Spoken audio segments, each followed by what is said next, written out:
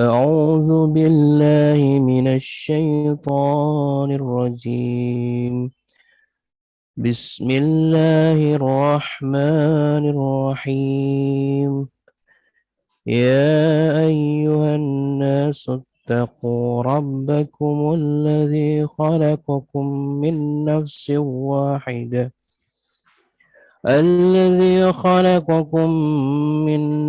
واحدة وخلق منها زوجها وبث منهما رجالا كثيرا ونساء. واتقوا الله الذي تساءلون به والأرحام، إن الله كان عليكم رقيبا. وآتوا اليتامى أموالهم ولا تتبدلوا الخبيث بالطيب، ولا تأكلوا أموالهم إلى أموالكم، إنه كان حوبا كبيرا. وإن خفتم ألا تقسطوا في اليتامى فانكحوا ما طاب لكم من النساء مثنى وثلاث ورباع. فإن خفتم ألا تعدلوا فواحدة أو ما ملكت أيمانكم، ذلك أدنى ألا تعولوا. وآتوا النساء صدقاتهن نحلة، فإن طبن لكم عن شيء منه نفسا فكلوا هنيئا مريئا. ولا تؤتوا السفهاء أموالكم التي جعل الله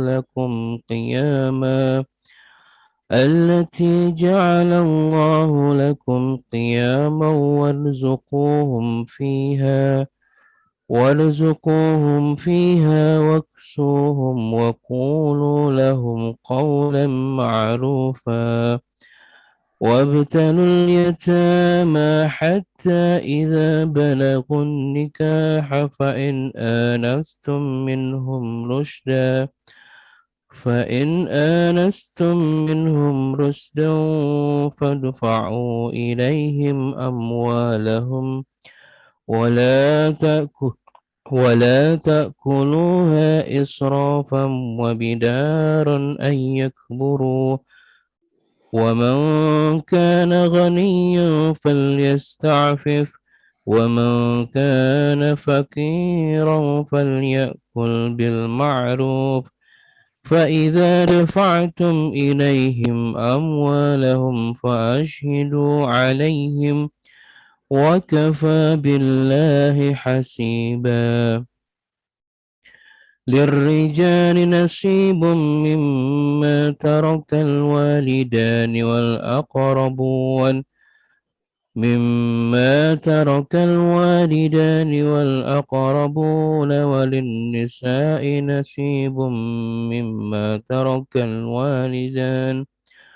وللنساء نصيب مما ترك الوالدان والأقربون مما قل منه أو كثر نصيبا مفروضا. وإذا حضر القسمة أولو القربى واليتامى والمساكين فارزقوهم منه وقولوا لهم قولا معروفا. وليخشى الذين لو تركوا من خلفهم ذرية ضعافا وخافوا عليهم فليتقوا الله وليقولوا قولا سديدا.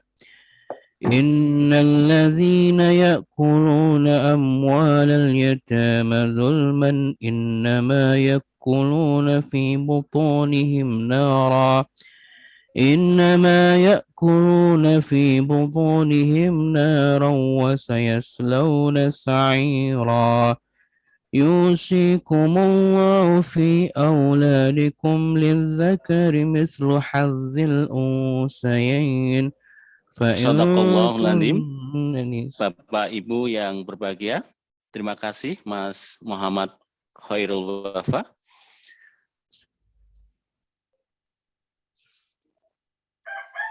Dari Bapak Kiai Haji Heri Kismanto MSI, beliau adalah Rektor dari EEG Anur Yogyakarta dan sekaligus pengasuh Pondok Pesantren Lintang Songo.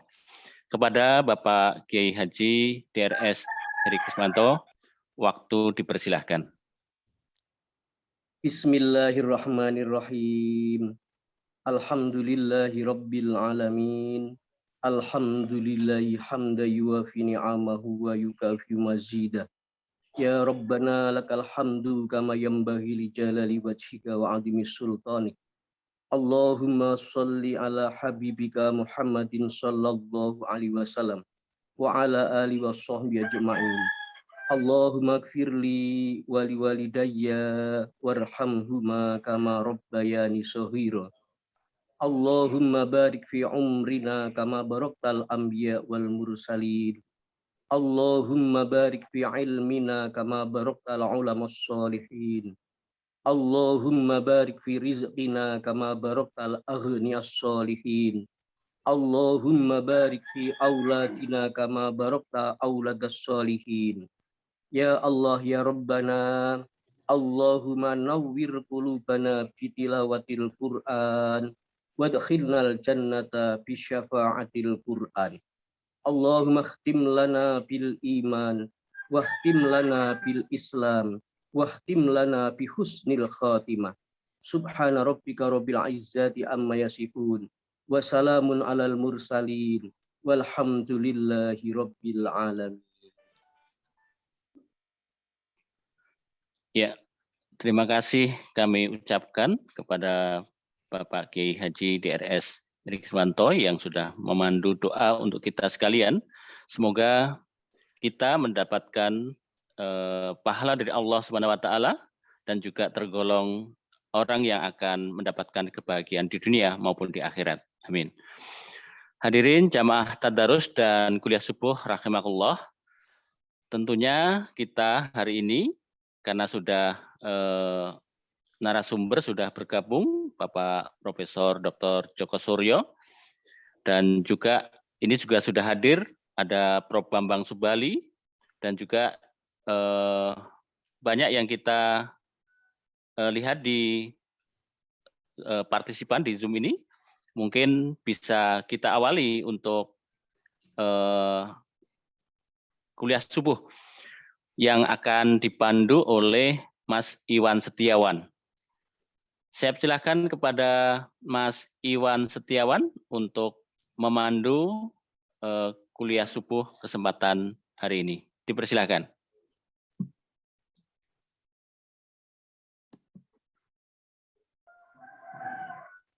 Oke, kita mulai.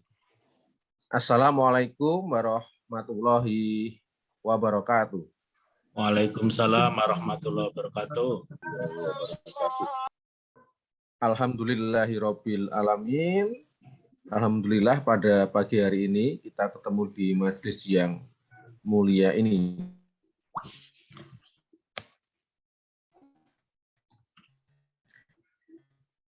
Yang kami hormati Profesor Dr. Joko Suryo, yang kami hormati Ustadz Dr. Haji Hamim Yarakasih Putra, yang kami hormati Haji Lukman Hakim atau Ustadz LH.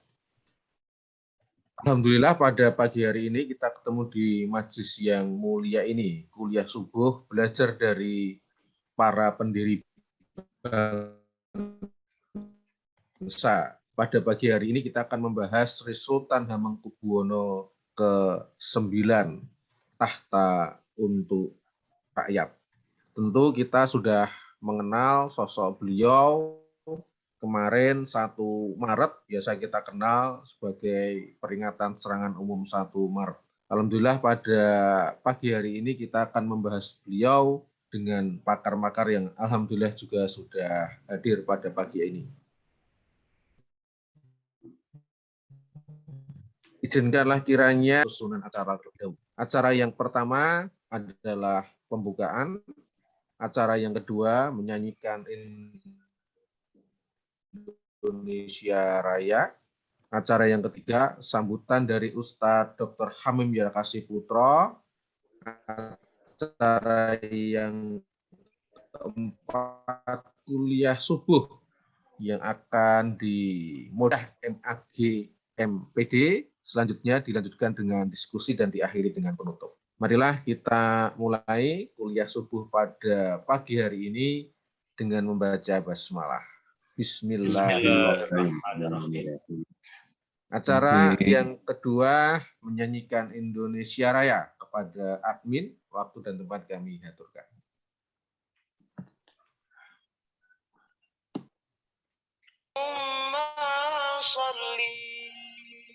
على سيدنا محمد طب القلوب.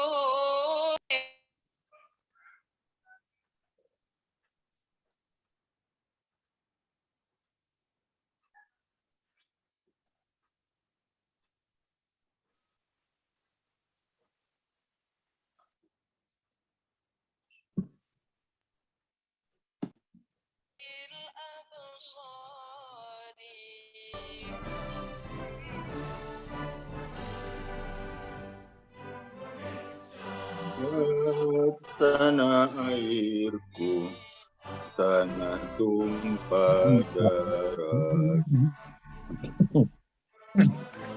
Tanahlah aku berdiri jadi bangku.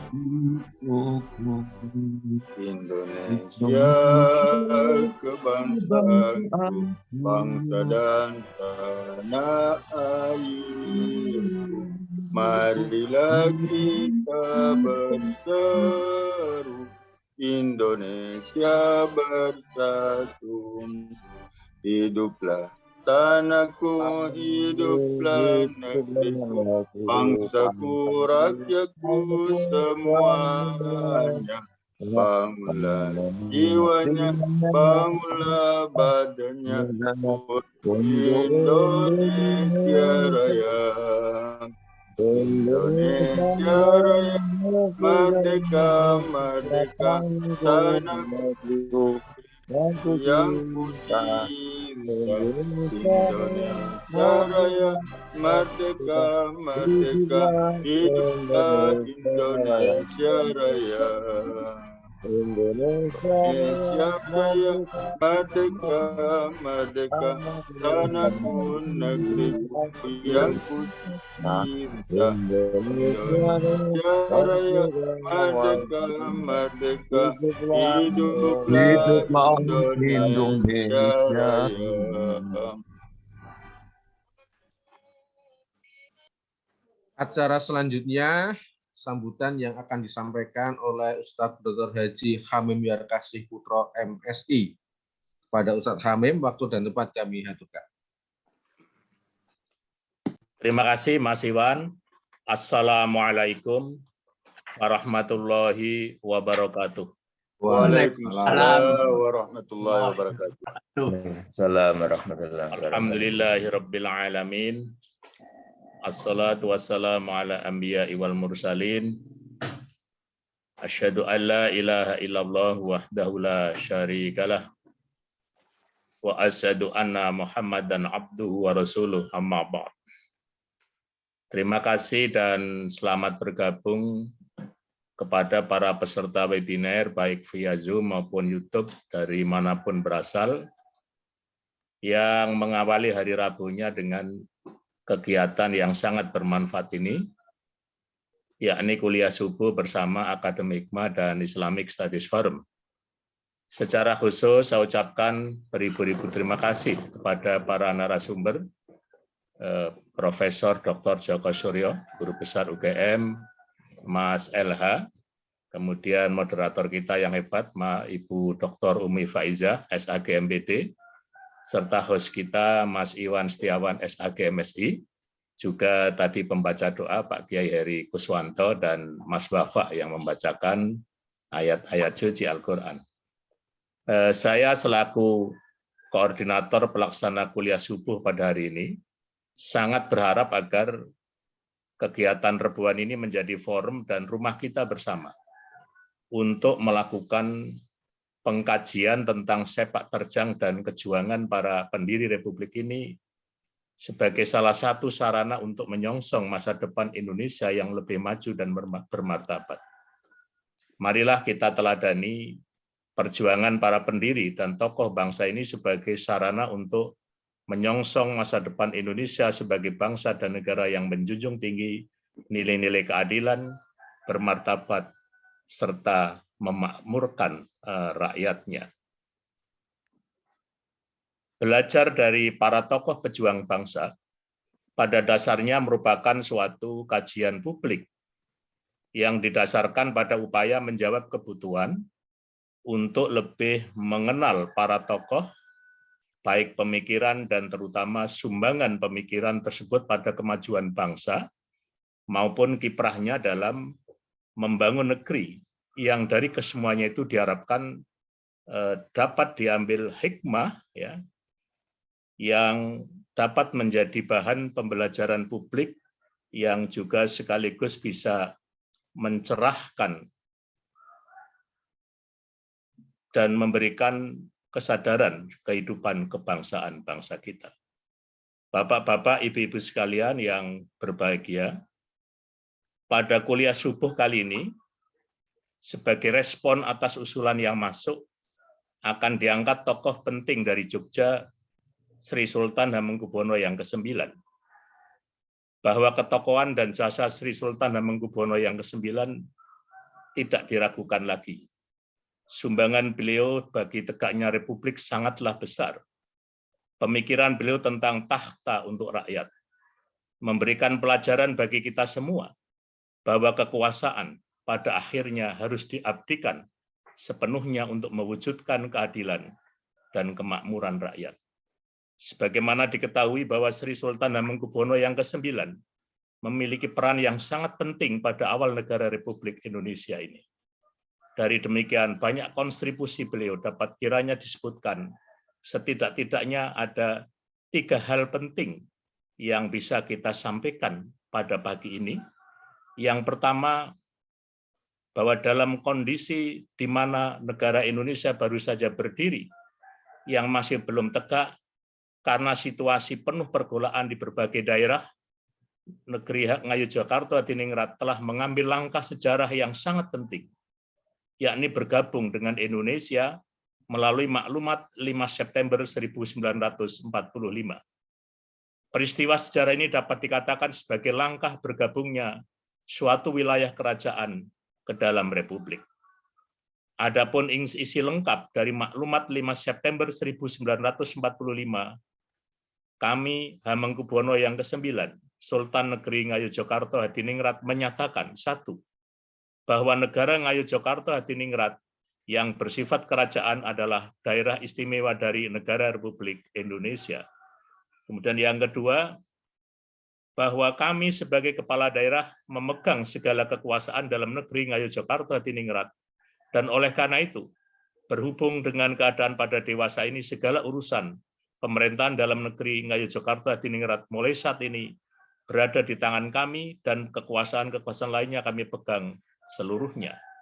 Kemudian yang ketiga, bahwa perhubungan antara negara Ngayogyakarta Hadiningrat dengan pemerintah pusat negara Republik Indonesia bersifat langsung, dan kami bertanggung jawab atas negeri kami langsung kepada Presiden Republik Indonesia.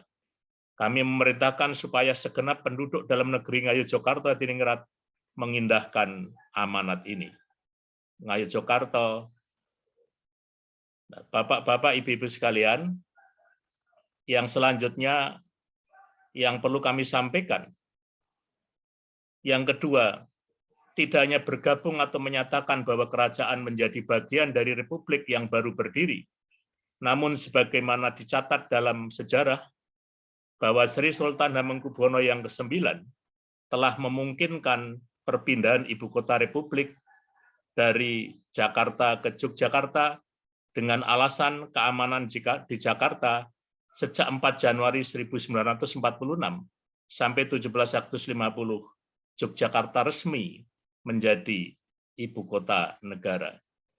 Nah, Bapak-bapak, Ibu-ibu sekalian, catatan-catatan penting ini menjadi sesuatu yang menjadi catatan yang sangat khusus kepada kita. Dan yang ketiga, lebih dari itu semua, Sri Sultan Hamengkubuwono yang ke-9 memberikan dukungan penuh ketika Republik berjuang untuk mempertahankan kedaulatannya, maupun ketika Republik membangun hingga mencapai keadaan yang relatif stabil. Setelah agresi militer Belanda yang kedua, terjadi peristiwa penting yang kelak dikenal sebagai Serangan Umum 1 Maret 1949, yang dicatat sebagai ide dari Sri Sultan Hamengkubuwono yang ke-9, yang tujuannya adalah untuk memberikan pesan kepada dunia bahwa Indonesia masih ada dan melawan Belanda yang belum bersedia mengakui kedaulatan Indonesia. Pemerintah melalui keputusan Presiden Republik Indonesia nomor 2 tahun 2022 tentang Hari Penegakan Kedaulatan Negara telah menetapkan tanggal 1 Maret sebagai Hari Penegakan Kedaulatan Negara. Kisah Serangan Umum 1 Maret 49 yang penting dan kompleks kiranya baik jika pada kesempatan ini disajikan secara khusus melalui diskusi pada pagi ini. Untuk menambah gambaran kiprah Sri Sultan Hamengkubuwono yang ke-9 dalam Republik, dapat dilihat kiprah beliau dalam pemerintahan. Pertama, menjadi Menteri Negara Kabinet Syahrir 46-47, Menteri Negara Kabinet Amir Syarifuddin 1947-1948, Menteri Negara Kabinet Hatta 1948-49, Menteri Negara Kabinet Muhammad Hatta 49, Menteri Pertahanan RIS 49 sampai tahun 50, kemudian juga pernah menjadi Wakil Perdana Menteri 50-51, Menteri Pertahanan Kabinet Wilopo 51-52, Kepala Badan Pemeriksa Keuangan 63, Menteri Pariwisata tahun 66, Wakil Perdana Menteri Bidang Ekobank 66, Menteri Negara Bidang Ekonomi dan Keuangan 66-73, dan yang tidak kalah pentingnya beliau juga menjadi Wakil Presiden tahun 73, kemudian 78, serta Gubernur Daerah Istimewa Yogyakarta 50-88, kemudian Ketua Umum KONI 66-86, dan juga Ketua Kewarnas Pramuka 61-74. Bapak-bapak, Ibu-ibu sekalian, dari kesemuanya ini memberikan gambaran kepada kita, sekali lagi, bahwa tokoh yang kita bicarakan pada pagi ini adalah tokoh yang sangat besar perannya untuk kemajuan bangsa Indonesia ini, dan mudah-mudahan kita sebagai generasi pelanjut bisa mengikuti, bisa mencontoh, bisa meneladani tentang perjuangan yang telah dilakukan oleh beliau, dan sekali lagi bahwa pada kesempatan yang berbahagia ini, marilah kita senantiasa melihat sumbangan yang telah beliau sampaikan, yang mulai serangan kiprah beliau dapat dikatakan ambil bagian dalam membentuk negara Indonesia dan dalam batas tertentu ikut memberikan warna pada konsepsi kedaulatan rakyat yang menjadi fondasi negara. Sebagai suatu kerajaan, negara Ngayogyakarta Tiningrat bersikap dengan mendukung dan bergabung dalam suatu negara republik, kita dapat mengatakan bahwa yang berlangsung sesungguhnya adalah peristiwa sejarah yang sangat dahsyat, yakni bergabungnya kerajaan kepada republik. Barangkali inilah kenyataan yang dapat menjadi rujukan dari konsepsi tahta untuk rakyat yang demikian identik dengan Sri Sultan Hamengkubuwono yang ke-9. Semoga kajian pagi ini tidak saja memperluas wawasan kebangsaan kita, akan tetapi juga banyak memberikan hikmah bagi perjalanan hidup bangsa kita. Sekian, terima kasih. Assalamualaikum warahmatullahi wabarakatuh. Waalaikumsalam warahmatullahi wabarakatuh. Terima kasih kepada Ustadz Dr. Hamim Yarkasih Putro MSI untuk sambutannya. Selanjutnya kuliah subuh yang kita nanti pada pagi hari ini yang akan dimoderatori oleh Ibu Dr. Umi Faizah SAG MPD. Untuk info sejenak, sekedar info bahwasannya untuk Gusti Kanjeng Ratu Mangkubumi pamit pada pagi hari ini. Selanjutnya juga Haji Lukman Hakim atau Ustadz LH juga pamit. Sehingga nanti kepada Ustadz Ibu Dr. Umi Faizah nanti bisa mencukupkan kepada Profesor Dr. Joko Suryo. Kepada moderator, waktu dan tempat kami aturkan. Baik, terima kasih. Bismillahirrahmanirrahim. Assalamualaikum warahmatullahi wabarakatuh. Waalaikumsalam warahmatullahi wabarakatuh. Alhamdulillah, wassalatu wassalamu ala rasulillah, Sayyidina Muhammad ibn Abdillah, wa ala alihi wa ashabihi wa mawala. Rabbi zidni ilma warzuqni fahma. Alhamdulillah, pada kesempatan pagi hari ini, kita semuanya bisa hadir melalui Zoom. Hari ini hadir ada, saya lihat di Zoom 184 dan biasanya terus bertambah. Mudah-mudahan kesempatan pagi hari ini bisa menambah wawasan kita dan yang terutama kita bisa belajar dari para pejuang bangsa. Jadi saya sampaikan selamat datang, yang baru bergabung. Kita akan belajar dari para pejuang bangsa yang luar biasa ya, setiap paginya, setiap Rabu pagi, yang hari ini sebagaimana tadi yang disampaikan oleh tuan rumah ya, meskipun tadi beliau menyampaikan ini rumah kita bersama, tapi tuan rumahnya adalah Bapak Dr. Kiai Haji Hamim Zarkasi Putro MSI. Nah, belajar dari tokoh bangsa, pejuang bangsa yang hari ini sangat menarik ya. Sri Sultan Hamengkubuwono IX, tahta untuk rakyat. Dan rakyat itu kita semuanya, salah satunya. Bapak Ibu sekalian, sebagaimana yang tadi sudah disampaikan oleh Bapak Dr. Hamim Zarkasi Putro, bahwasanya peran beliau sangat besar terutama dalam perolehan kemerdekaan bangsa Indonesia ini.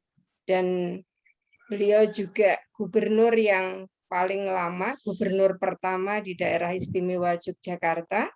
Saat itu beliau menyandang gelar Sampeyan Dalem Ingkang Sinuwun Kanjeng Sultan Hamengkubuwono Senopati ing Ngaloga Abdurrahman Sayyidin Panatagomo Khalifatullah ingkang jumeneng kaping 9. Nah, ini bagaimana kita bisa meneladani beliau, bisa belajar dari perjuangan beliau yang saat itu bangsa Indonesia belum mapan ya, masih perjuangan dengan penjajah. Dan saat beliau dinobatkan atau diangkat sebagai gubernur juga tepat pada 17 Agustus 1945. Baik Bapak Ibu sekalian para pecinta ilmu, pecinta hikmah, hari ini kuliah subuh kita di Akademi Hikmah ini akan kita banyak dengarkan, kita ikuti paparan dari seorang sejarawan yang luar biasa. Beliau adalah Bapak Profesor Dr. Joko Suryo, seorang sejarawan yang luar biasa, guru besar dari Universitas Gadjah Mada, di mana kalau kita baca itu juga Hamengkubuwono IX ini juga sebagai salah satu founding father Universitas Gadjah Mada. Baik, tanpa berpanjang lebar, saya persilahkan pada Profesor Djoko Suryo. Ini waktunya cukup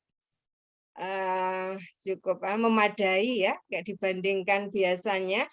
Ini nanti kita akan berakhir jam 6.50 sehingga Profesor bisa menggunakan waktu dari saat ini jam 5.44 sampai dengan jam 6.20. Jadi nanti 30 menit berikutnya kita akan berdiskusi. Kami persilahkan pada Profesor Dr. Djoko Suryo, waktu dan ruang Zoom. Dipersilahkan. Bismillahirrahmanirrahim. Assalamualaikum warahmatullahi wabarakatuh. Alhamdulillahirabbil alamin wassalatu wassalamu ala mursalin amma ba'du. Para jamaah yang dimuliakan Allah Subhanahu wa taala, perkenankanlah saya mengucapkan terima kasih pada pimpinan Majelis Akademi Hikmah yang telah mengundang saya untuk ikut mengisi acara kuliah subuh pada pagi hari ini.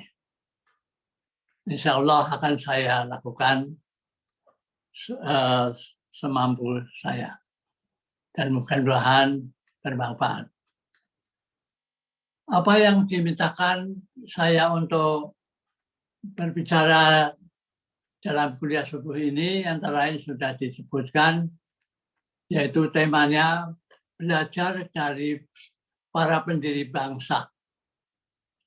Sultan Hamengkubuwono ke-9, Takhta untuk Rakyat, yang secara luas pokok-pokok dari apa yang ingin dibicarakan pada acara pagi ini sudah disampaikan oleh Bapak Dr. Kiai Haji Hamim Zarkasi Putro secara baik, sehingga saya lebih ringan karena sudah disampaikan apa yang menjadi peran serta perjuangan Sri Sultan Hamengkubuwono IX dan jasa-jasanya terhadap negara Republik Indonesia, termasuk yaitu daerah istimewa Yogyakarta.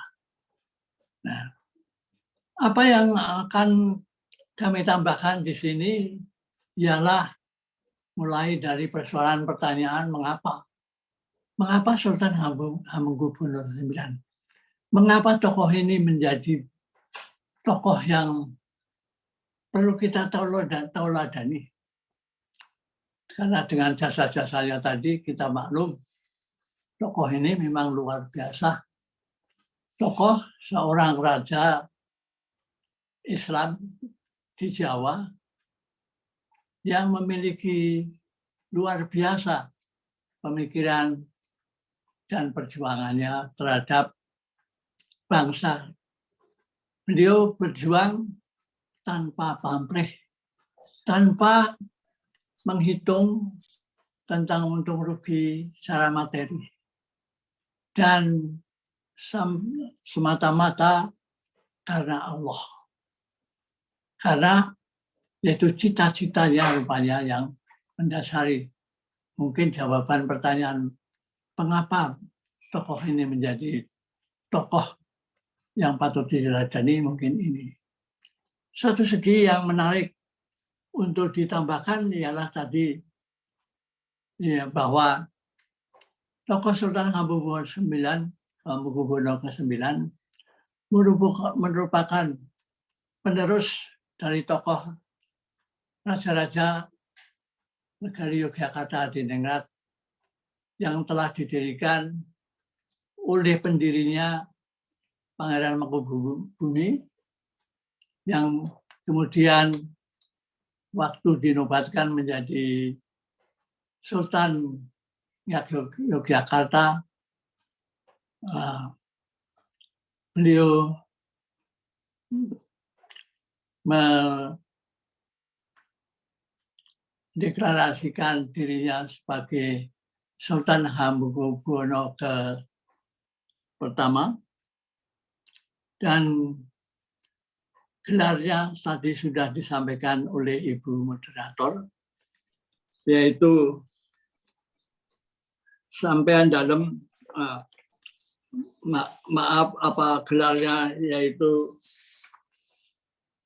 telah disampaikan tadi dengan baik oleh beliau Ibu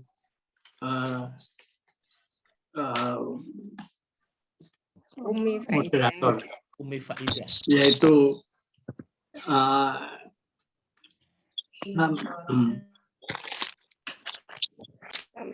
sampeyan dalem ingkang sinuwun, sampeyan dalem ingkang sinuwun Kanjeng Sultan Hamengkubuwono ke-9 Abdurrahman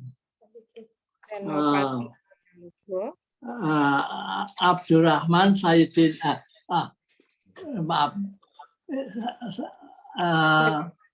Senopati Engalogo Abdurrahman Sayyidin Panatagomo Khalifatullah, yang merupanya gelar sultan yang pertama dideklarasikan disampaikan oleh Pangeran Mangkubumi, menjadi gelar pendiri sekaligus dinasti Keraton Ngayogyakarta Dinengrat dari beliau Pangeran Mangkubumi Hamengkubuwono pertama sampai Hamengkubuwono ke-9 dan yang ke-10 pada saat ini.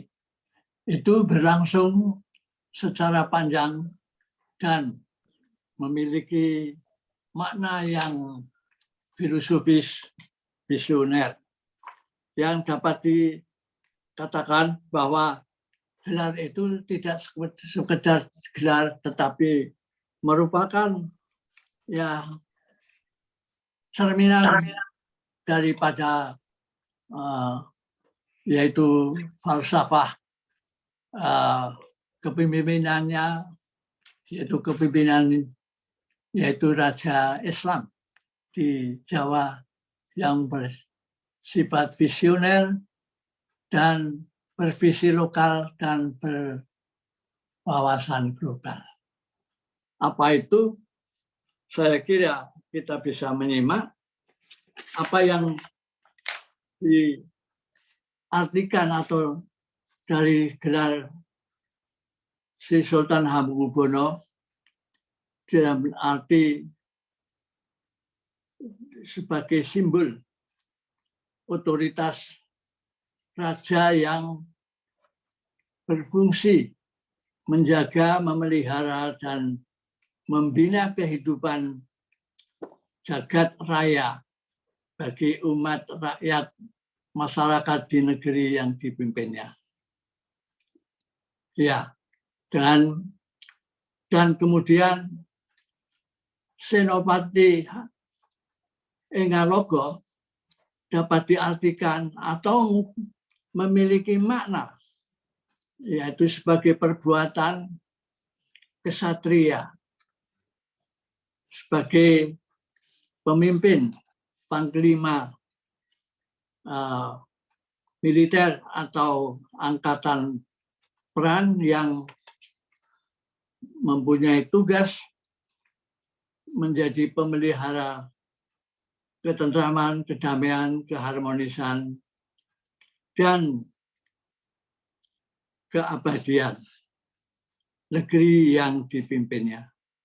Sementara Abdurrahman Sayyidin Panatagomo agaknya mengisyaratkan bahwa pemimpin yang memimpin negeri Ngayogyakarta ini menempatkan dirinya sebagai umat Islam yang memiliki panggilan melakukan upaya persatuan dan kesatuan bersama-sama dengan umat Islam lainnya, berbuat untuk menjaga kehidupan agar yang sesungguhnya di hadapan Allah Subhanahu wa taala.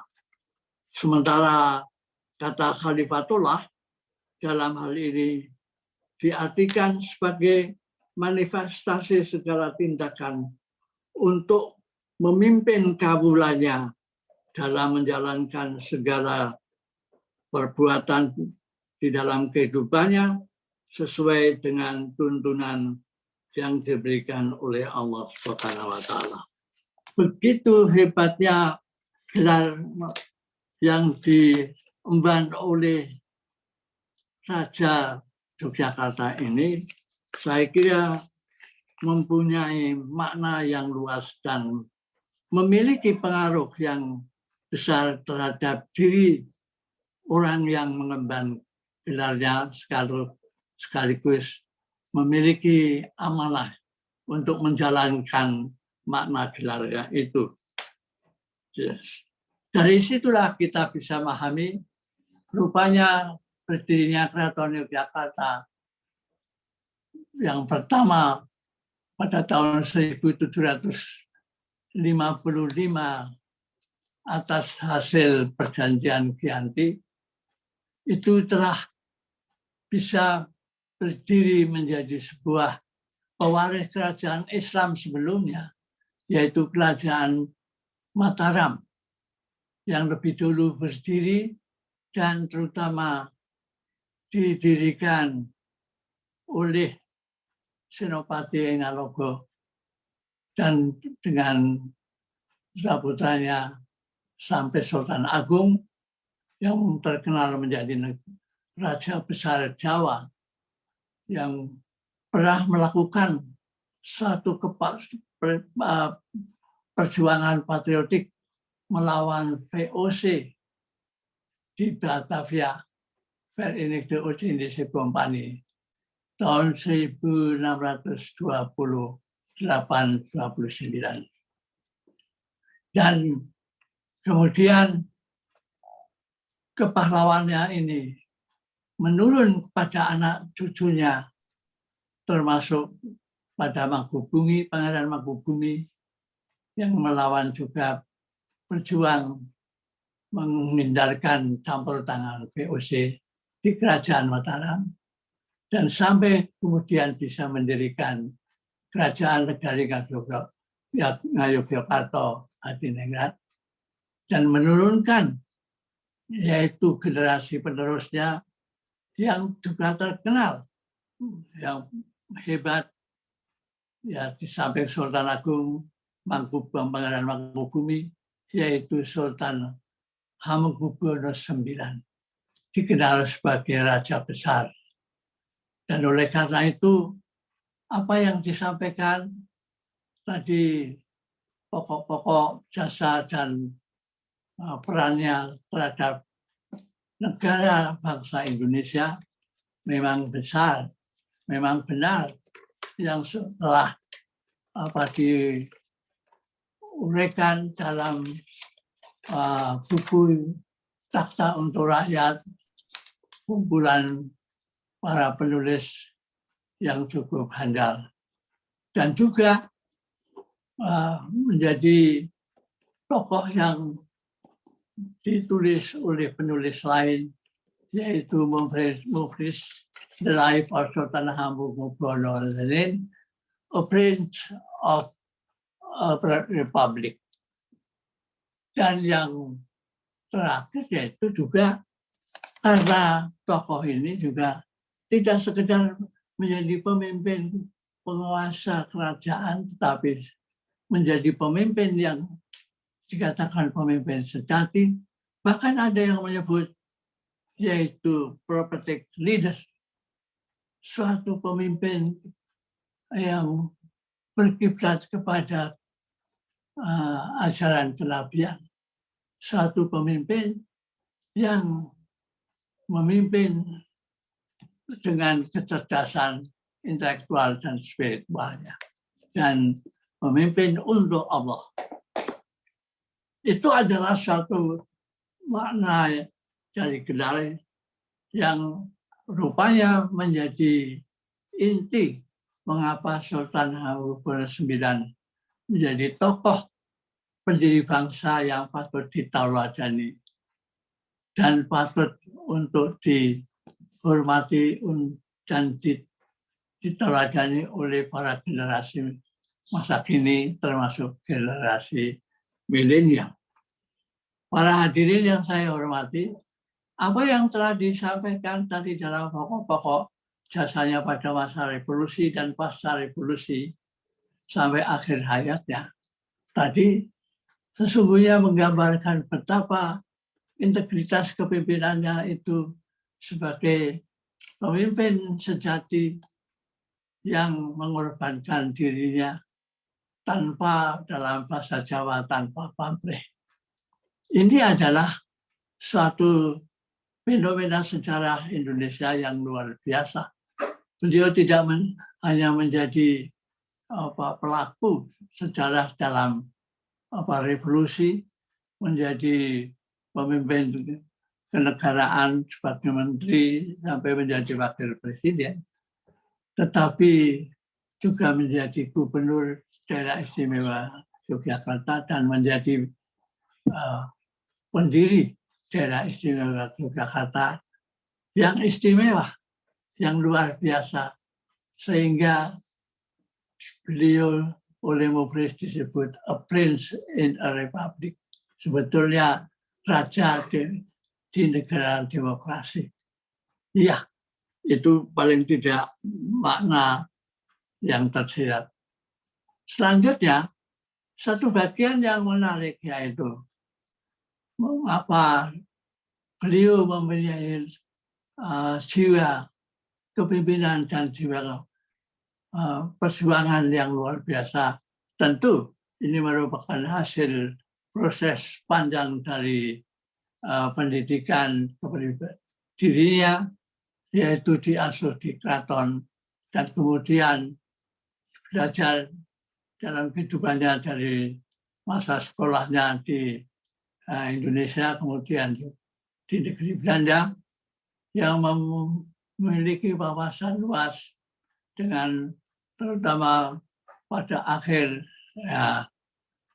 Perang Dunia Kedua itu pecah dan beliau kembali yang memiliki makna, yaitu seorang pemuda yaitu Dorojudan Raden Mas Doro Jatun pada waktu tahun 1939 dipanggil oleh ayahandanya untuk kembali pulang, dijemput di Batavia, naik kereta api dari Batavia ke Yogyakarta, tetapi sang ayah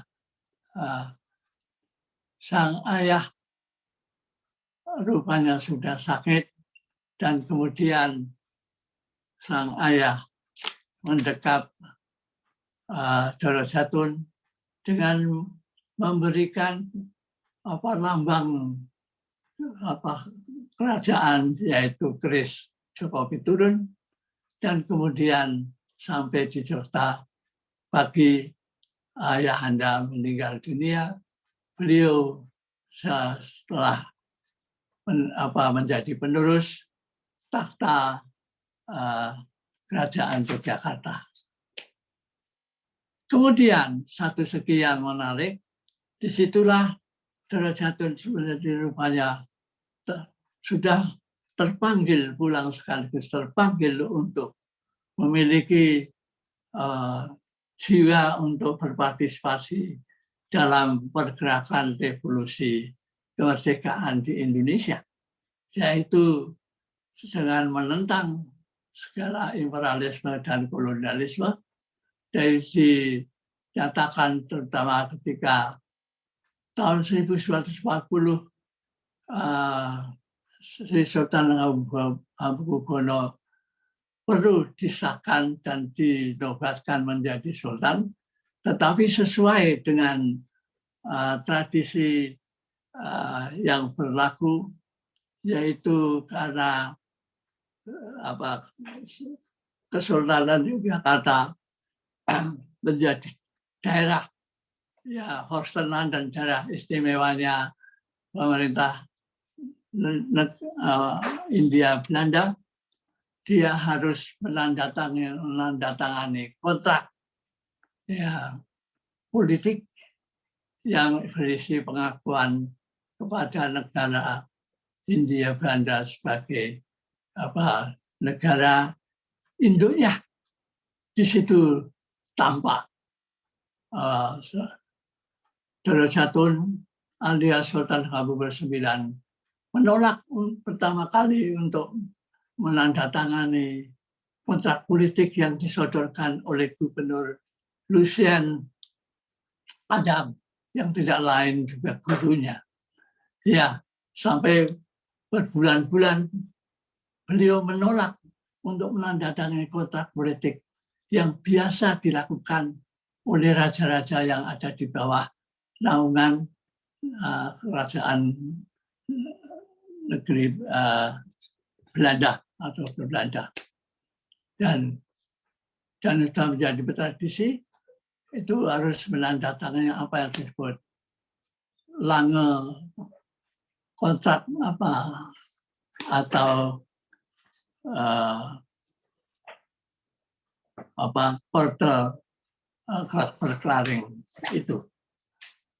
Oleh karena itu, selama berbulan-bulan terjadi satu tarik ulur ya antara Sultan Hamengkubuwono IX dan gubernur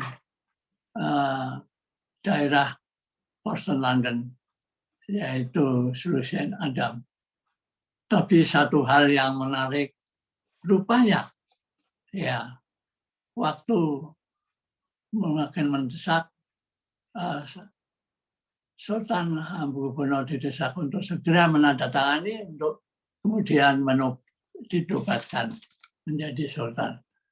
Rupanya di sini ada satu blessing in disguise, ada satu peristiwa yang bersifat mistis, dalam arti konon Sultan Hamengkubuwono pada satu malam kemudian rupanya mungkin beliau mohon kepada Tuhan hidayah inayah, lalu terdengar ada suara bahwa wis tanda tangani itu dilakukanlah gitu. Dan dia menuruti karena tahu rupanya sebentar lagi pemerintah Belanda akan meninggalkan Indonesia. Dan akhirnya Sultan mau menandatangani kontrak itu dan kemudian dilakukan sebuah upacara penobatan seperti adat kebiasaan pada masa kolonial itu. Dan benar-benar betul terjadi setelah penandatangan itu tidak lama Jepang dalam perang dunia kedua itu Jepang menduduki Indonesia dan Belanda diusir. Dan akhirnya Jepang menjadi pengganti pemerintah Belanda sebagai pemerintah militer, pendudukan militer. Dalam hal inilah maka Sultan berhadapan dengan pemerintah Jepang, di mana pemerintah Jepang juga menghormati dan menghargai Sultan, dan Sultan juga pintar dengan kecerdasannya, lalu melakukan upaya untuk menghindar terhadap tekanan-tekanan Belanda dan juga memenuhi yaitu tadi kepemimpinan akhlakul karimah, membela dan melindungi rakyatnya dari kekuasaan Jepang untuk melakukan perintah-perintahnya apa saja yang harus dimintakan kepada rakyat dan bangsa Indonesia, termasuk bagi rakyat di daerah-daerah yaitu apa yang disebut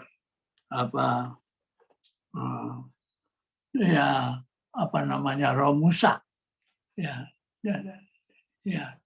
Dan karena itulah maka Sultan Hamengkubuwono melakukan satu peristiwa tindakan yang cukup cerdik dan cerdas untuk mengendalikan rakyat Jogja untuk menjadi petugas Romusa, bekerja rodi, dikirim ke luar negeri atau ke luar Jawa untuk membantu perang Jepang. Dan akhirnya Sultan memiliki dalih untuk menyejahterakan rakyat dengan berupaya meluaskan areal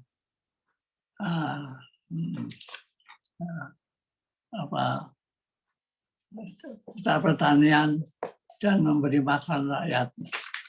Dia membuat pekerjaan untuk membuka program pembuatan selokan Mataram.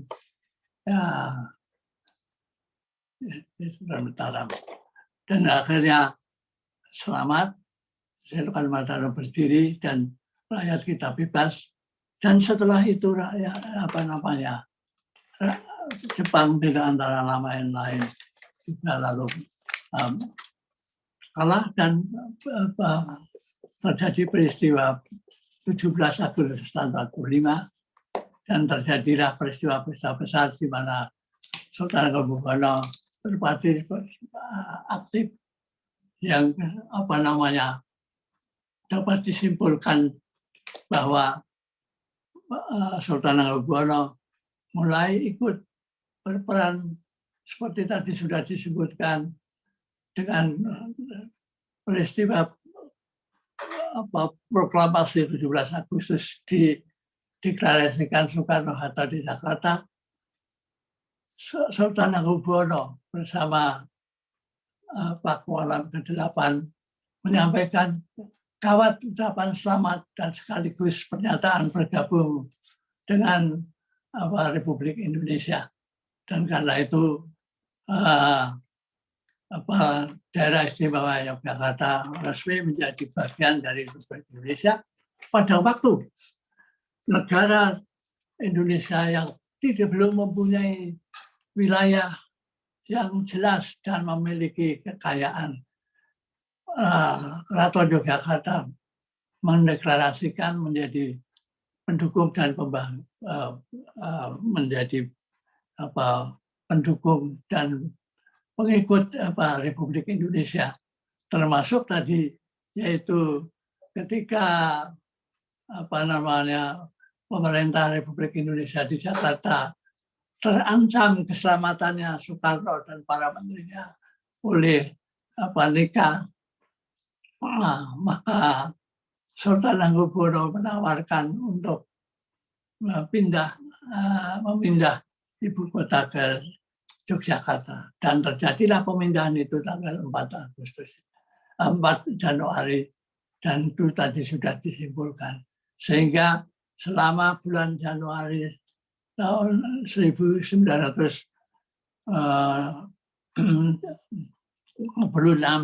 sampai Desember 1949 Yogyakarta menjadi ibu kota Republik Indonesia dan menjadi pusat perjuangan. Dan kesimpulannya di situ terus Sultan tadi berpartisipasi menjadi pemimpin, tidak hanya menjadi menteri, menjadi wakil menteri, tetapi menjadi gubernur DIY sampai masa akhir dan menjadi pencetus serta penindak praktek demokrasi di Indonesia melalui pemerintahan daerah di tahun waktu zaman Republik tahun 1945. Praktek demokrasi dilakukan pertama kali di Yogyakarta oleh pemerintahan Sultan Hamengkubuwono. Dan yang luar biasa lagi yaitu sumbangannya menyelamatkan Indonesia, terutama sesudah pasca revolusi, waktu pemerintah berubah ke pemerintah Orde Lama ke Orde Baru ya mengalami kemerosotan ekonomi yang dahsyat, ya, inflasi dan kemerosotan kehidupan. Sultan berjasa melakukan satu upaya-upaya untuk pengarahan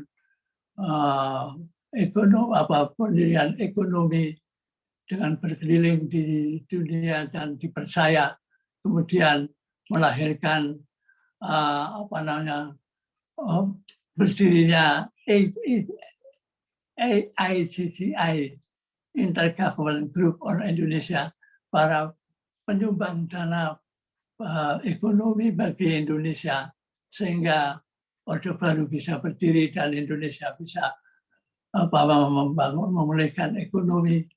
Ini adalah jasa dari Sultan Hamengkubuwono dan benar-benar menjadi seorang pemimpin yang tanpa pamrih, pemimpin yang tidak untuk kepentingan diri pribadi, tapi untuk Allah. Dan oleh karena itu tepatlah kalau dikatakan beliau ada termasuk sosok yaitu prophetic leader, yaitu pemimpin yang berkiblat kepada ajaran ilahi, ya, dan cocoklah beliau menjadi gelarnya yang terakhir tadi seorang khalifah. Inilah saya kira tokoh, ya, Sultan Hamengkubuwono dapat disimpulkan sebagai pemimpin pendiri bangsa yang patut diteladani oleh bangsa Indonesia. Terima kasih. Assalamualaikum warahmatullahi wabarakatuh. Waalaikumsalam warahmatullahi wabarakatuh. Terima kasih pada Profesor Dr. Djoko Suryo. Tadi sudah memaparkan bagaimana perjuangan dari Hamengkubuwono, Sri Sultan Hamengkubuwono IX, ya, lebih melengkapi mungkin dari apa yang selama ini sudah kita ketahui.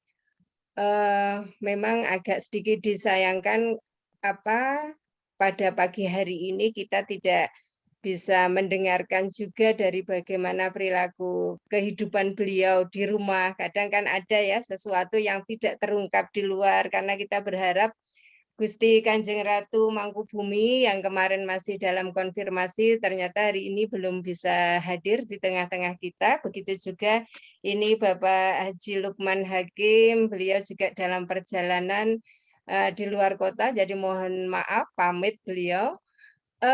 Baiklah, ini saya lihat ada beberapa respon dan pertanyaan untuk Prof. Djoko. Ini ada 3 yang sudah raise hand. Ya, di sini sudah hadir banyak juga para pakar, maka nanti monggo bisa sharing. Yang pertama ini Prof, ada pertanyaan yang raise hand. Yang pertama Bapak Sukiyat Alfa Fairiza, kemudian yang kedua Bapak Imron Rosyidi, serta yang ketiga Bapak Suwarna. Monggo yang pertama disilahkan Bapak Sukiyat Alfa Fairiza. Monggo dipersilahkan. Kemudian nanti juga saya bacakan yang dari chat ini juga ada, Prof. Ini Bapak Sukiyat adakah? Masih ada di ruang Zoom? Oh, ini sudah tidak saya lihat lagi raise hand beliau. Jadi Bapak Imron Rosadi. Saya persilakan. Imron Rosidi, monggo Bapak. Silahkan kalau mau menyampaikan sharing atau bertanya, dipersilakan Pak Imron. Oke, Pak Imron juga belum membuka videonya. Maka ini saya bacakan dulu sebelum... Pak Suwarno sudah siap, Bu. Anjir, Pak Suwarno, monggo dipersilahkan Pak Suwarno. Terima kasih. Assalamualaikum warahmatullahi wabarakatuh. Waalaikumsalam warahmatullahi wabarakatuh. Mohon maaf saya nggak menghidupkan video karena belum mandi nih. Saya tertarik dengan uraian Prof. Djoko tadi yang terkait dengan prophetic leader ya, dan kemudian memimpin untuk Allah itu. Nah, pada kondisi saat ini sesungguhnya kepemimpinan yang dengan prophetic leader itu sangat-sangat kita butuhkan gitu ya. Nah, dari perjalanan sejarah bangsa, dari sejarah ke sejarah itu, apakah kemudian dimungkinkan proses untuk memunculkan kepemimpinan yang kemudian diilhami oleh nilai-nilai ilahiyah tadi seperti disampaikan oleh Profesor Joko tadi, apakah kemudian itu memungkinkan untuk kemudian proses politik dan proses demokrasi yang seperti ini? Itu yang pertama. Yang kedua, bagaimanakah upaya-upaya yang dilakukan belajar dari sejarah untuk memunculkan pemimpin yang memimpin berdasarkan nilai-nilai ilahiyah itu, sehingga betul-betul tahta untuk rakyat. Selama ini terus terang kan proses demokrasi kita itu seolah-olah ketika sudah menjadi pemimpin itu kepentingan rakyat kemudian terabaikan, terus kemudian lebih pada kepentingan-kepentingan yang lain begitu, sehingga kesannya itu rakyat hanya sebagai legitimasi untuk mendapatkan kekuasaan. Nah, ini seperti apa, Profesor Joko, untuk kemudian kita mendapatkan pemimpin yang prophetic leader tadi. Terima kasih. Saya suara dari daerah istimewa Yogyakarta, dari kota Yogyakarta. Assalamualaikum warahmatullahi wabarakatuh. Waalaikumsalam warahmatullahi wabarakatuh. Terima kasih Pak Suwarno. Ini ada yang mengomentari, ini Pak Suwarno sudah mewakili rasa hati saya. Itu di kolom chat begitu. Baik, langsung saja, monggo Prof. Bisa ditanggapi, silakan. Terima kasih, menarik sekali pertanyaannya atau komentarnya. Saya kira kita bersama memang mengharapkan tokoh seperti Sultan Hamengkubuwono bisa diteladani, dan masa kini saya kira juga masih sangat relevan dan justru sangat relevan untuk mencontoh, untuk atau melahirkan tokoh-tokoh baru yang berjiwa seperti Sultan Hamengkubuwono. Tentu saja dengan mendasarkan, menciptakan yaitu basic culture-nya, yaitu kepribadian culture-nya atau sebagai good leadership-nya dalam bentuk sebagai tadi prophetic leader, satu pemimpin yang berpegang pada ajaran ilahiyah, berpegang pada ajaran sifat nabi yang dalam hal ini dipraktekkan. Tentu saja melalui apa? Tentu ini melalui pendidikan secara luas, baik pendidikan dari rumah tangga, pendidikan di sekolah, pendidikan kemasyarakatan. Perlu dikembangkan satu prinsip tadi, kepemimpinan yang spiritual. Dan ini rupanya memang menjadi kendala bangsa kita atau masa kini, tidak hanya bangsa kita, di mana kita kehilangan dan yaitu satu spiritualitas yang menjadi dasar pemikiran manusia secara umum, baik masyarakat biasa maupun pemimpin. Dan untuk itu para pemimpin tentu sajalah yang perlu ditekankan perlunya satu politik, yaitu politik kepemimpinan ya perlu dikembangkan di dalam segala bidang dan dipraktekkan dalam kehidupan sehari-hari. Sifat yang inti di sini yaitu ditambahkan, yaitu dari Sultan Hamengkubuwono, ke-9 adalah satu, integritas, kejujuran, dan kesederhanaan. Ini adalah kebajikan, nilai-nilai kultural kepribadiannya yang luar biasa sesungguhnya, yang diakui oleh setiap orang yang kenal beliau. Itu rupanya intinya kepribadian ilahiyah yang prophetic leader, yaitu kecerdasan intelektual dan spiritualnya. Jadi ini satu segi. Yang kedua, tadi saya katakan bahwa kita bersama-sama berusaha, yaitu melalui pendidikan diri sendiri, pendidikan keluarga, pendidikan sekolah, dan pendidikan masyarakat, itu perlu terintegrasi, terencana, dan terprogram bersama-sama. Bagaimana ini? Ya, ini menjadi tuntutan pada kita, pada masyarakat kita masa kini, termasuk masyarakat Indonesia, dan termasuk tentu saja ini para pemuda-pemuda dalam ini, Akademi Hikmah ini, saya kira menjadi tempat pendidikan prophetic leader-nya. Itu menurut pendapat saya. Jadi itu salah satu solusinya. Tentu masih banyak lagi. Terima kasih. Terima kasih Prof atas tanggapan dari Profesor. Ini ternyata sekarang udah banyak sekali pertanyaan Prof. Kita coba yang di chat ya. Yang pertama dari Bapak Sugianto. Halo, Assalamualaikum. Di Bogor. Ya. Beliau bertanya. Waalaikumsalam. Waalaikumsalam. Ya, mohon maaf ini saya minta izin untuk mungkin ada sedikit pertanyaan. Saya dari Papua Barat, dari Raja Ampat. Sebentar, Bapak Haji Abdul Somad. Sebentar, saya sedang menayangkan ini pertanyaan. Bapak bisa raise hand dulu, Bapak? Ya. Oh, siap. Baik. Ini pertanyaan dari Bapak Sugianto Suwandi dari Bogor. Beliau bertanya, Prof, bagaimana prinsip nilai perjuangan Sultan Hamengkubuwono apa saja yang masih sangat relevan menjadi inspirasi dan teladan untuk meluruskan carut-marut situasi politik kenegaraan dan sikap para politisi saat ini? Ini beliau minta pandangan Prof. Joko terkait dengan prinsip dari Sultan Hamengkubuwono IX.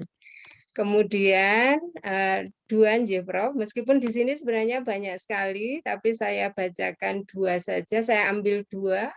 Kalau nanti masih memungkinkan, nanti setelah dua ini saya mempersilakan pada Bapak Haji Abdul Somad. Yang kedua, ini pertanyaan dari Pak Iwan ya. Beliau pernah berperan, beliau pernah berperan membantu waktu kabinet RIS, Republik Indonesia Merdeka. Apakah masih mungkin bagi Indonesia yang NKRI dan ternyata pemerintah tidak mampu mensejahterakan rakyat? Bagaimana bisa kembali ke RIS sehingga tiap negara bagian akan sejahtera ini? Oleh pemimpin daerah masing-masing. Terima kasih. Ini juga mohon pandangan Prof. Joko. Saya kira saya ambil dua. Mohon maaf Bapak Ibu, karena waktu kita terbatas.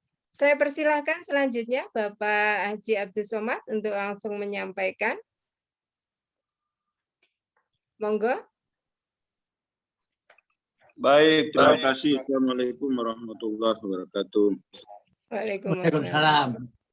Jadi mohon maaf saya tidak ke video karena sama ini di Papua sudah jam 8:30. Kemudian tadi lampu mati, jadi saya tidak ikuti presentasi kuliah subuh. Tapi saya cuma sekedar baru saja saya masuk, saya melihat judul kita ini tahta untuk rakyat, sehingga saya bisa sedikit walaupun dalam pertanyaan atau penyampaian saya tidak nyambung karena saya tidak dengar langsung penyampaian Pak Prof terkait dengan judul kita tadi. Jadi terus terang saja mewakili beberapa tokoh di Papua Barat. Saya salah satu kepala suku di Raja Ampat, Papua Barat. Kami masyarakat Papua dan Papua Barat memang agak tidak percaya dengan kepemimpinan masa kini pemerintah yang sedang berjalan. Sehingga dengan apa yang disampaikan Pak Prof terkait dengan judul kita Tahta untuk Rakyat, mudah-mudahan judul yang luar biasa ini bisa merubah apa namanya komitmen, merubah perjalanan pemerintahan kita ke depan. Karena ini sungguh luar biasa yang menjadi harapan kita semua, terutama kami di Papua dan Papua Barat. Sehingga yang menjadi pertanyaan saya adalah kira-kira upaya-upaya seperti apa sehingga komitmen ilustrasi yang tadi disampaikan oleh Pak Prof itu bisa terwujud ke depan. Artinya dengan kejadian akhir-akhir ini pemerintah secara keseluruhan muncul dengan keadaan suasana COVID yang tidak kunjung berhenti ini. Ya, kami khawatirkan bahwa termasuk komitmen-komitmen ini susah untuk kita bisa masuk ke parlemen, kita masuk ke pemerintahan untuk bagaimana merubah, karena ini sudah mengakar sekali, sehingga yang tadinya menjadi komitmen pemerintah untuk tahta untuk masyarakat, justru ini sebaliknya menjadi masyarakat ini sengsara, masyarakat ini susah, masyarakat ini menderita, terutama kami di wilayah timur. Mudah-mudahan dengan materi penyampaian Pak Prof dengan teman-teman saat ini, kira-kira yang menjadi pertanyaan kami, kira-kira bagaimana caranya untuk bisa terwujud di pemerintahan ke depan seperti itu. Terima kasih, mohon penjelasan Pak Prof. Assalamualaikum warahmatullahi wabarakatuh. Waalaikumsalam warahmatullahi wabarakatuh. Monggo dipersilakan, Prof. Ya, terima kasih ya, termasuk ini yang Saudara Somad, menarik sekali. Ya, secara singkat saya kira itu menjadi tuntutan pada kita semua. Sebetulnya tidak hanya di Papua, tapi di Indonesia seluruhnya. Karena itu zaman sekarang, zaman kita mengalami kemerosotan moral, integritas moral dan spiritual yang meluntur. Sehingga itu harus dibangkitkan kembali, dibangunkan kembali semuanya. Jadi baik masyarakat Indonesia, baik Barat maupun Timur maupun Tengah, semuanya ini harus dibangkitkan. Itu kebangkitan. Artinya itu perlu ada renaissance, ada kebangkitan baru. Ya, karena yang lama telah luntur, yang lama telah pudar.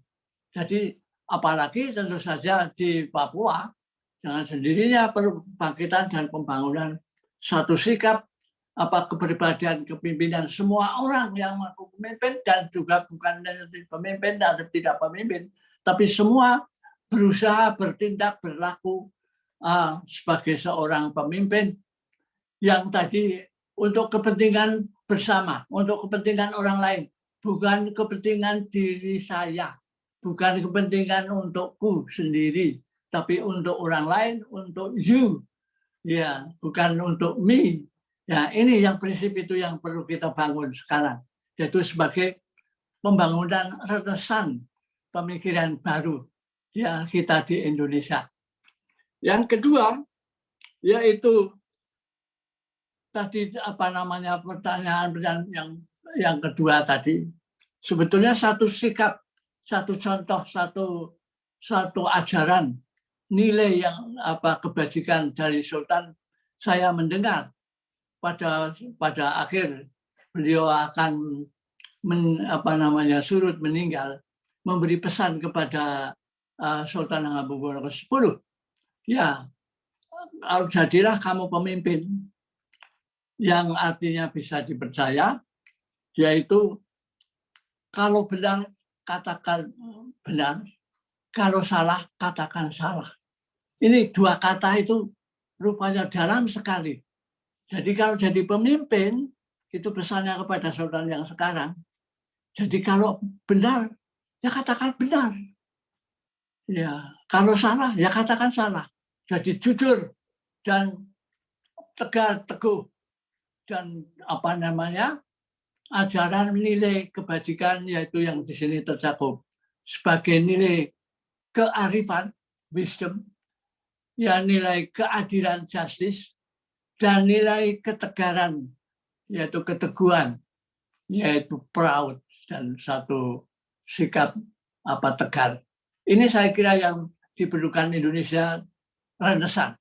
Renaissance Indonesia. Ya, saya ingin mengusulkan renaissance Indonesia. Artinya kebangkitan Indonesia baru itu secara spirit, yaitu yang di sini yaitu kebangkitan sebagai yaitu lahirnya prophetic leader, yaitu pemimpin yang berwawasan ilahiyah, ya, yang luas tadi yang ada pada diri Sultan Hamengkubuwono IX. Mungkin itu tanggapan saya, Ibu. Ya. Prof, ini Ya. masih ada waktu. Jadi kita ambil satu pertanyaan lagi di kolom chat. Memang ada banyak sekali. Dan tadi beberapa sebenarnya sudah masuk terjawab, nggih. Sudah masuk terjawab. Kemudian ini ada pertanyaan yang saya ambil dua, nggih. Ini dari Mbak Ana Mawar.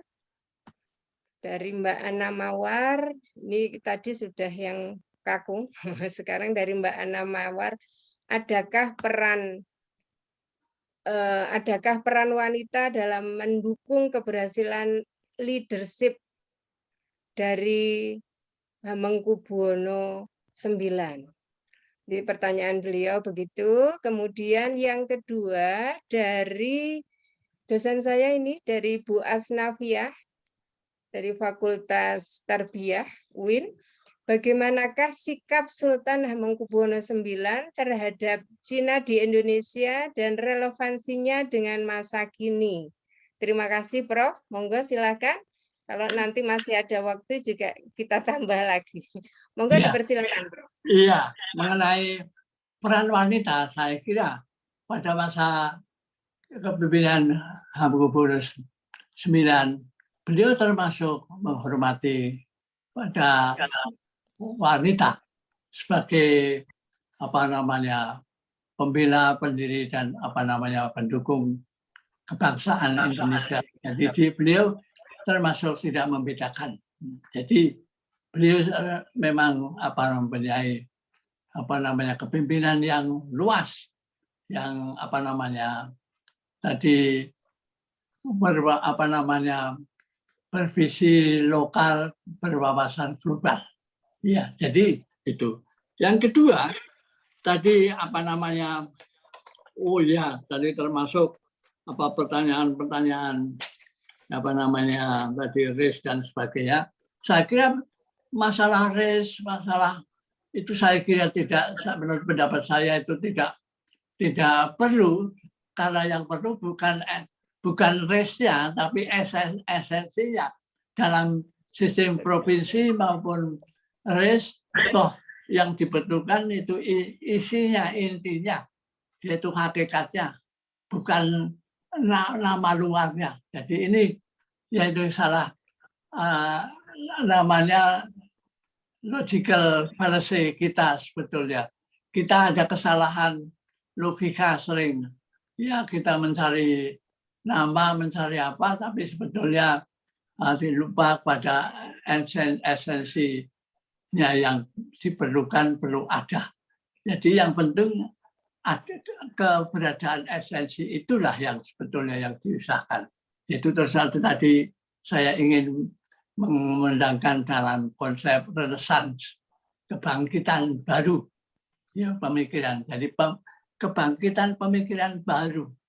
Apa saja yang itu berguna dan arti tadi kalau menjadi pemimpin itu tentu untuk orang lain, berguna bagi orang lain, bukan untuk dirinya. Dan ini egoistis. Ini ego. Kita harus membuang egoismenya. Kita sebetulnya lupa karena egoismenya itulah menjadi sikap yang penyimpangan sampai korupsi, sampai tidak jujur, itu karena egoismenya itu. Ya, oleh karena itu kita hindarkan atau kita bebaskan itu egoisme dan menjadi satu sikap yaitu yang demokratis. Ya. Itu jawaban saya. Ya. Ya, untuk yang tadi pertanyaan dari Bu Asnafia, Prof. Oh, yang mengenai ya, bagaimanakah sikap Sultan Hamengkubuwono IX terhadap Cina di Indonesia dan relevansinya dengan masa kini? Oh, sikap Sultan terhadap Cina dalam arti apa ya, RRT tentu saja itu apa politik luar negeri negara tentu saja disikapi dengan prinsip-prinsip yang dipegang oleh Indonesia menurut tentu saja prinsip-prinsip yang dimilikinya. Ya, bebas aktif tapi toh ada prinsip-prinsip kewaspadaan dan ketegaran dan satu sikap yang tentu saja berbasis pada demi kepentingan bangsa. Siti Sultan selalu mengutamakan kepentingan rakyat, kepentingan bangsa dan kepentingan negara. Ya, itu saya kira itu, dan pada masa kini saya kira sama saja. Tentu saja kita perlu waspada, kita perlu berdiri karena kita juga harus hati-hati. Kalau tidak juga tadi kita punya perbatasan yang juga diincar oleh Cina. Jadi kita perlu jangan abai, jangan lengah. Kita tetap berprinsip sebagai bangsa yang memiliki integritas dan memiliki kedaulatan.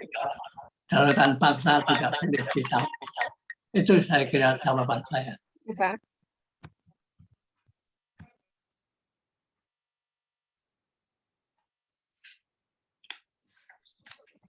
Ya, baik. Terima kasih, Prof. Terima kasih atas tanggapan dari Profesor. Ini juga hadir dari di tengah-tengah kita ada Prof. Palogo, ada Profesor Haji Palowago yang sudah raise hand. Monggo silakan, Prof. Ya. Kami persilakan. Assalamualaikum warahmatullahi wabarakatuh. Mohon maaf, saya bukan, gelar saya bukan profesor, mohon maaf, saya ini bukan tidak ada apa-apa, tidak. Saya hanya masyarakat biasa, mohon maaf, tidak. Menarik sekali ini kajian subuh hari ini, pagi hari ini. Alhamdulillah, terima kasih Pak Prof. Dr. Joko Siono, kemudian penyelenggara. Hanya saya tidak menanggapi kajian pagi ini, hanya ingin memberi saran kepada panitia bahwa ini harus ada tindak lanjut setelah kajian hari ini, karena ini sangat bagus untuk dikaji kembali, khususnya membuat diskusi kembali, kita kembalikan mendiskusikan kembali ini dengan mengundang, saya tadi ada 2 penanggap itu sangat-sangat jernih dan cara berpikirnya, yaitu penanggap dari Jogja dengan penanggap dari Raja Ampat. Dalam kondisi kekinian, kita harus merubah untuk memilih melihat fenomena tahun 2024 nanti ini dalam rangka merubah situasi dan kondisi keadaan sekarang ini. Untuk itu, kajian hari ini sangat bermanfaat untuk kita relevan, untuk kita kaji ulang dalam mendiskusikan untuk dari seluruh komponen-komponen akademisi dalam rangka memberi masukan kepada para penyelenggara pemilu tahun 2024 untuk kita merubah situasi ini dengan mengambil kita hadirkan dari penanggap tadi dari Raja Ampat, kemudian kita hadirkan dari penanggap tadi dari Yogyakarta. Ini saja saran saya dari panitia kepada Pak Amin, barangkali mungkin ditindaklanjuti, jangan cuma berhenti sampai di hari ini saja, tapi harus ditindaklanjuti untuk kemaslahatan dan mengembalikan posisi Indonesia sebagaimana prinsip-prinsip yang ditanamkan oleh Sri Sultan Hamengkubuwono, yaitu tahta untuk rakyat. Tahta untuk rakyat. Yang sekarang ini kan situasi sekarang ini tahta untuk oligarki. Ini yang perlu kembali. Sekarang kan kondisi masyarakat kita ini bukan rahasia lagi, tahta untuk oligarki, bukan untuk rakyat. Nah sekarang ini dengan kondisi nilai-nilai yang ditanamkan oleh Sri Sultan di Jogja dalam rangka penegakan NKRI, apakah relevan dengan pemindahan ibu kota ini tidak menghilangkan nilai-nilai kesejarahan yang ditanamkan oleh Sri Sultan Hamengkubuwono dengan mengambil alih posisi Jakarta untuk pindah ke Jogja dalam rangka menegakkan NKRI, dalam rangka mewujudkan tahta untuk rakyat. Ini barangkali saya tidak menanggapi, tapi hanya merupakan saran kepada panitia untuk menindaklanjuti ini, bukan stop sampai di sini kajian kita, tapi ada istilahnya itu tindak lanjut ke depan dalam rangka merubah situasi di tahun 2024 yang akan datang, insya Allah. Ini saja. Terima kasih. Mohon maaf, saya bukan profesor. Saya mohon maaf sekali. Terima kasih Prof. Dr. Joko Sayono, walaupun umurnya sekarang saya lihat sudah agak sepuh, tapi alhamdulillah kajiannya cukup luar biasa, memberi aspirasi kita kepada generasi muda, khususnya generasi yang milenial sekarang ini. Sangat baik. Terima kasih. Assalamualaikum warahmatullahi wabarakatuh. Sekaligus mohon pamit ini mau ngantar cucu ke sekolah. Ya, terima kasih pada Pak Balogo dari Makassar ya, Sugeng Tindak. Selamat nanti bisa mengikuti kembali di Jumat depan. Insya Allah akan selalu ada tindak lanjut dan biasanya juga sampai selain diskusi sampai pada penyusunan buku, dan ini sangat-sangat bagus ya. Biasanya nanti juga dipandegani untuk penyusunan bukunya oleh Bapak LH ya, Bapak Lukman Hakim. Baik Bapak Ibu sekalian, waktu terus berlari, ini sudah tinggal 2 menit lagi, maka saya persilakan pada Profesor Dr. Joko untuk bisa memberikan closing statement. Monggo, Prof. Ya, terima kasih sekali. Saya sangat bergembira dan bangga terhadap program pengajian kuliah subuh yang diselenggarakan oleh Akademi Hikmah. Sangat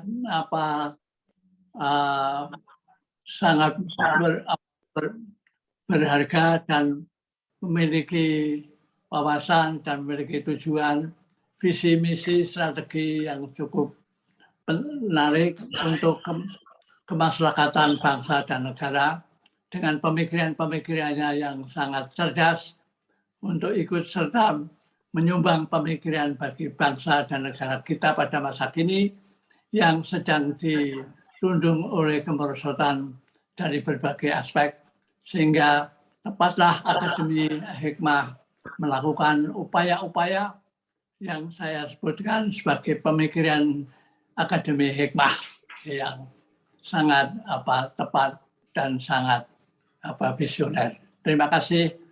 Mudah-mudahan Akademi Hikmah terus berkembang dan sukses di masa datang. Terima kasih. Assalamualaikum warahmatullahi wabarakatuh. Waalaikumsalam warahmatullahi wabarakatuh. Terima kasih pada Profesor Dr. Joko Suryo yang sudah banyak memberikan inspirasi pada kita semuanya pada pagi hari ini terkait dengan belajar dari tokoh bangsa, yakni Sri Sultan Hamengkubuwono IX. Beliau tadi juga menyampaikan terkait dengan Renaissance Indonesia, kebangkitan dari perjuangan bangsa Indonesia yang dulu pernah ada, dengan semangat yang ditularkan juga dari tokoh kita hari ini, yakni dengan prophetic leadership.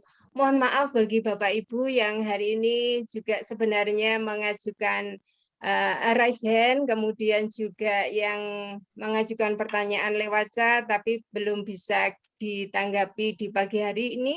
Mudah-mudahan di lain kesempatan kita bisa berdiskusi lagi. Sekali lagi kami haturkan terima kasih pada Prof dan juga Bapak Ibu sekalian yang hadir. Mudah-mudahan Allah memberikan kesehatan pada kita semuanya. Dan clue dari pertemuan kita hari ini, tahta untuk rakyat, saya kira juga terkait kesejahteraan rakyat di atas segalanya. Mungkin itu yang beliau pikirkan. Bapak Ibu sekalian, mudah-mudahan nilai-nilai Profentik yang leadership yang ditularkan dari belajar hikmah pagi hari ini juga mengalir pada kita semuanya. Kita bisa banyak belajar dari kajian subuh, kuliah subuh di Akademi Hikmah ini. Mari kita akhiri pertemuan hari ini. Sebelum saya kembalikan pada Mas Iwan, kita akhiri, kurang lebihnya mohon maaf. Mari kita akhiri dengan baca hamdalah. Alhamdulillah. Alhamdulillah. Saya kurang lebihnya mohon maaf. Wassalamualaikum warahmatullahi wabarakatuh. Waalaikumsalam warahmatullahi Saya kembalikan pada Mas Iwan, monggo. Terima kasih kepada Profesor Dr. Joko Suryo, Guru Besar Universitas Gadjah Mada. Terima kasih kepada Ibu Dr. Umi Faizah. Sebelum agenda ini ditutup, saya ingin sekedar menyapa jamaah semuanya yang ada di sini, kepada Bapak Arto Sulawesi, kepada Bapak Suketi, kepada Bapak Kasyono di Cilacap, kepada Bapak Arif di Dilandu, kepada Bapak Awaludin di Semarang, juga kepada Bapak Varian Syah dari Jakarta Timur. Kami juga ingin menyapa Ibu Dr. Hajah Siti Aisyah dari pimpinan pusat Aisyah, juga kepada jamaah semuanya. Mungkin Pak Hamim menyapa kepada jamaah yang lain. Terima kasih Pak Prof. Bambang Subali. Tadi juga salam khusus untuk Prof. Joko. Terus ya itu tadi Prof. Bambang Subali, Prof. Terus juga ada rawuh juga pada kesempatan ini Bapak Profesor Asrori dari Kalimantan Tengah ya Pak Profesor Asrori tadi menanyakan temannya kenapa Pak Lukman berhalangan karena ada acara yang lebih penting. Ada juga temannya Prof. Joko, Pak Dr. Sukendra Marta. Oh iya. Ya, terima kasih. Kangen Prof, kangen. Oh iya, terima kasih. Salam. Karena selalu dikatakan kakaknya Prof. Kunto gitu. Iya. Terima kasih. Iya, terima kasih. Iya. Ya, itu juga alhamdulillah bisa aktif. Prof. Samroto katanya juga gabung pada kesempatan ini. Oh, iya, Pak Sukendra Marta, Pak Dokter, sehat Pak? Iya. Alhamdulillah. Alhamdulillah, Ustaz. Salam uki saking Mbak Susi. Injih, matur nuwun. Ya, itu aja Mas Iwan. Monggo dilanjutkan Pak Iwan.